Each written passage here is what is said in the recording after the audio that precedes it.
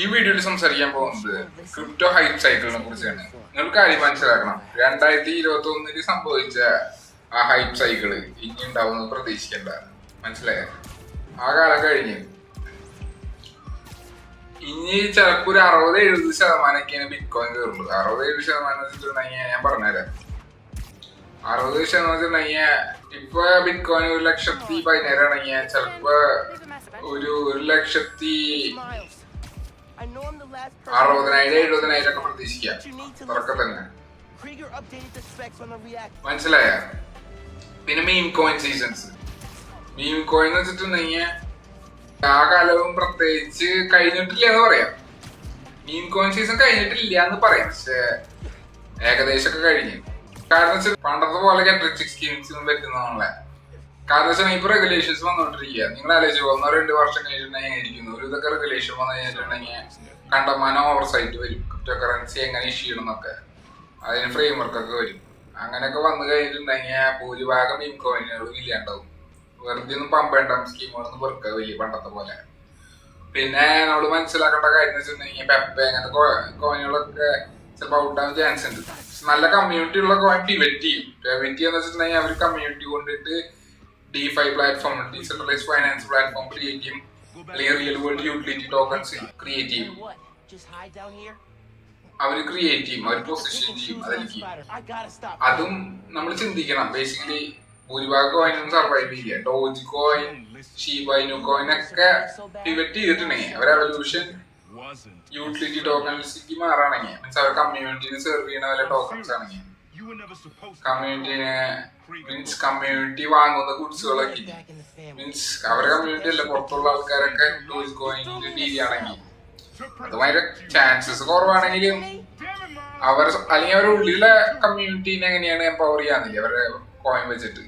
അങ്ങനെയൊക്കെ എന്തെങ്കിലുമൊക്കെ യൂട്ടിലിറ്റി വരാണെങ്കിൽ മാത്രം അതൊക്കെ സക്സസ് ആവുള്ളൂ.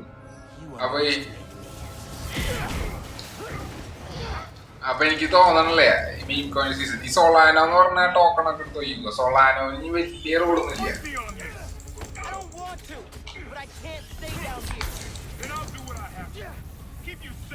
സൊളാനോയുടെ കാര്യം വെച്ചിട്ടുണ്ടെങ്കിൽ, സൊളാനോ എന്ന് പറഞ്ഞിട്ടുണ്ടെങ്കിൽ ഒരു കാര്യം മനസ്സിലാക്കണം. സൊളാനോ പമ്പ് അപ്പ് ഫണ്ടൊക്കെ വെച്ചിട്ട് ഓടുന്ന വണ്ടിയാണ്. അപ്പൊ അതിന്റെ മാർക്ക് ക്യാപ് ശരിക്കും 10 ഇരട്ടി കുറയാൻ, അല്ലെങ്കിൽ 5 ഇരട്ടി 6 ഇരട്ടി. എല്ലാ മീം കോയിൻസ് ഒന്നും സക്സസ് ആവില്ല. പിന്നെ സക്സസ് ആവണ മീം കോയിൻസുകളും അപ്പൊ സൊളാന പൊളിയാനുള്ള ചാൻസ് ഉണ്ട്. സൊളാന റിയൽ വേൾഡ് ആയിട്ടുള്ള വല്ല യൂട്ടിലിറ്റി കൊണ്ടുവരാൻ പറ്റിയില്ലെങ്കിൽ 2 വർഷത്തിനുള്ളിൽ അവര് പൊളിയും. മീൻസ് സൊളാന പൊളിയാൻ ചാൻസ് ഉണ്ട്. അത് റിയൽ വേൾഡ് യൂട്ടിലിറ്റി 2 വർഷത്തിനുള്ളിൽ കൊണ്ടുവരാൻ പറ്റിയില്ലെങ്കിൽ അവര് പൊളിയും.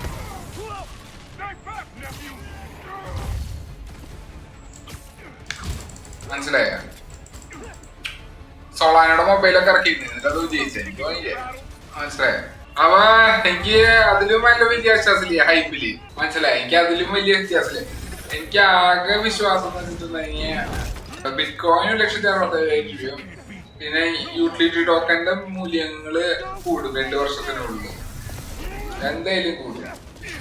അപ്പൊ ഇത് നടക്കണ കാര്യമല്ല. മനസ്സിലായ? പിന്നെ കുറച്ച് കഴിഞ്ഞിട്ടുണ്ടെങ്കിൽ ഒരു 2 വർഷം കഴിഞ്ഞിട്ടുണ്ടെങ്കിൽ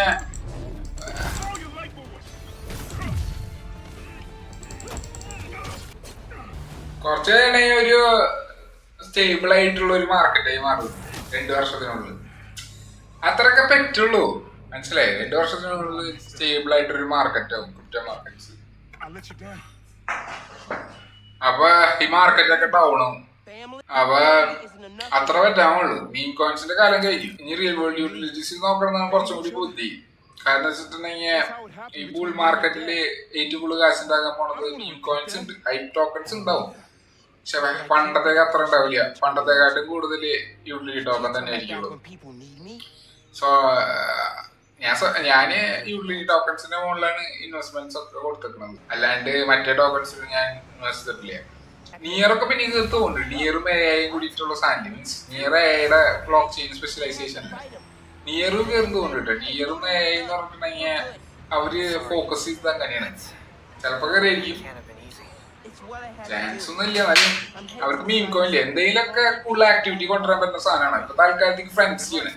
എന്റർടൈൻമെന്റ് അല്ലാണ്ട് വേറെ എന്തെങ്കിലും കൊണ്ടുവരാൻ പറ്റാണ് പാർട്ടീസ് വിജയിക്കും.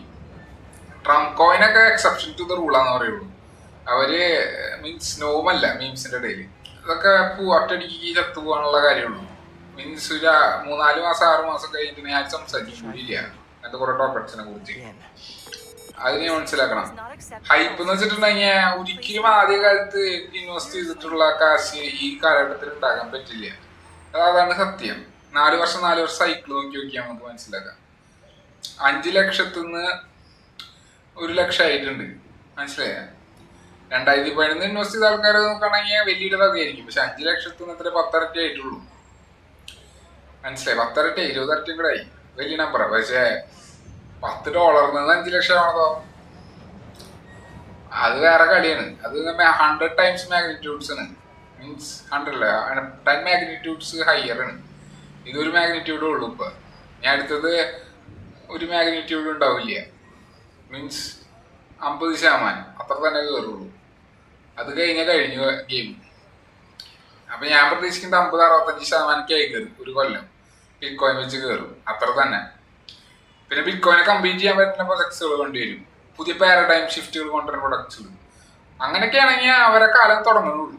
അങ്ങനെയാണെങ്കിൽ അവരും കത്തിക്കേറും. ഇതുവരെയുള്ളതൊക്കെ ഡീസെൻട്രലൈസേഷൻ എന്ന് പറഞ്ഞൊരു സാധനം കൊണ്ടുവരുന്നില്ല. എല്ലാതും സെൻട്രലൈസേഷന്റെ ആസ്പെക്റ്റിൽ വരുന്ന കാര്യങ്ങളാണ്. അതിന് മ്യൂട്ടബിലിറ്റി ഉണ്ടെന്ന് അങ്ങനത്തെ കുറച്ച് സ്വഭാവ ശൈലികൾ ഉണ്ടെന്ന് മാത്രം. പക്ഷെ സെൻട്രലൈസ്ഡ് ആണ്, ഇൻസ്റ്റിറ്റ്യൂഷണലൈസ്ഡ് ആണ്. പക്ഷെ പ്യുവർലി ടെക്നിക്കലായിട്ടുള്ള ഡീസെൻട്രലൈസ്ഡ് ആയിട്ടുള്ള പ്രൊജക്ട്സുകൾ സക്സസ് വരുന്നുള്ളൂ. അത് നിങ്ങൾ മനസ്സിലാക്കണം. അത് ഓരോ കൊല്ലം കയറുമ്പോൾ മനസ്സിലാവും നിങ്ങൾക്ക് എന്താണ് ഡീസെൻട്രലൈസേഷൻ. മനസ്സിലായോ?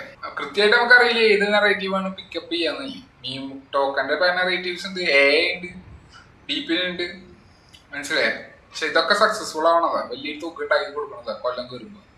ഇപ്പൊ നമ്മള് ഗെറ്റ് റിച്ച് ക്വിക്ക് സ്കീമിന്റെ കാലം കഴിഞ്ഞു. മീം കോയിൻസിൽ ഇൻവെസ്റ്റ് ചെയ്യുന്ന ആൾക്കാരൊക്കെ ആണെങ്കിൽ ഗെറ്റ് റിച്ച് ആണ്. പക്ഷെ അല്ലാത്തവർക്കും ഗെറ്റ് റിച്ച് സ്കീമിലല്ല.